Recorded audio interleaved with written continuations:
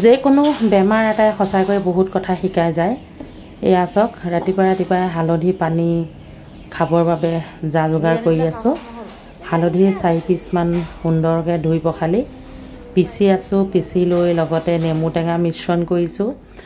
মানে ৰাতিপুৱাই খালী পেটত হালধি নেমু মৌজোল একেলগে মিশ্ৰণ কৰি 2016 চনত খাইছিলোঁ 4 বছৰ।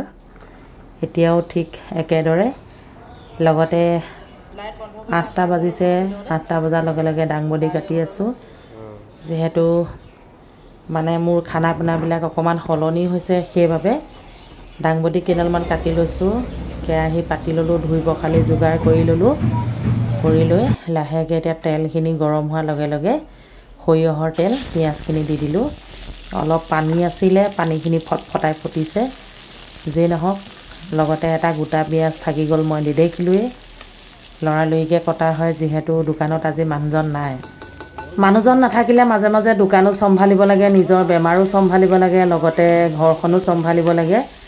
মানে যথেষ্ট বিজি হৈ থকা হয়। তাৰ ফাকতে অকণ কেমেৰাত আবদ্ধ কৰি আপোনালোকলৈ এনেধৰণে আগবঢ়াওঁ।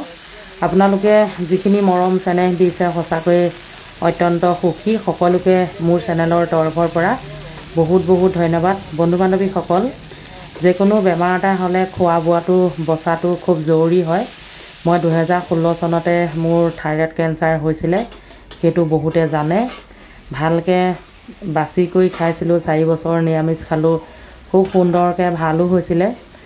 লগতে কিন্তু একেবাৰে মাছ মাংস গাখীৰ কণী মই এৰি দিব লাগিছিলে, এৰি দিয়া নহ'ল। সেইবাবে 4 বছৰ পাছত আকৌ মই মাছ মাংস গাখীৰ কণী ধৰক বা বিজলুৱা বস্তু খাই আছিলোঁ। সেয়েহে আজি আকৌ হৈছে। এতিয়া ভাতকেইটা ধুনীয়াকৈ দেখুৱালোঁ। এতিয়া দুপৰীয়া ভাত লৈছোঁ দেই।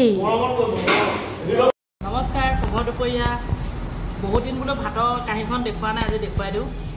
এয়া হালধি একদম কেঁচা হালধি মিশ্ৰণ কৰি ল'লোঁ।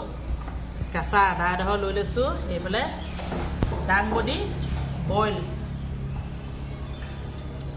মানে কমকৈ তেল দিয়া বইল টাইপত বনাই লৈছোঁ আৰু।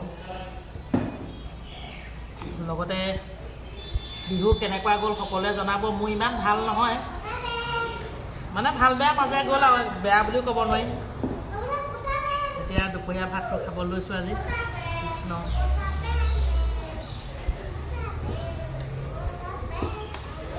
খাবি নে হালধি ভাত?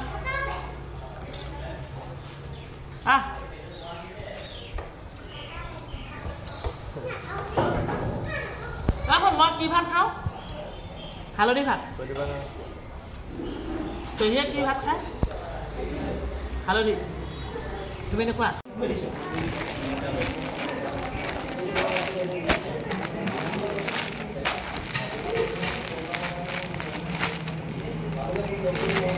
ঠিক আছে।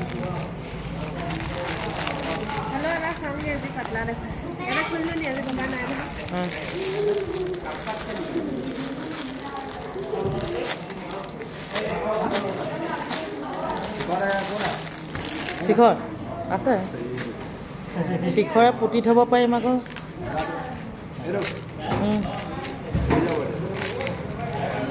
ঠিকে আছেনে? হৈ যাব।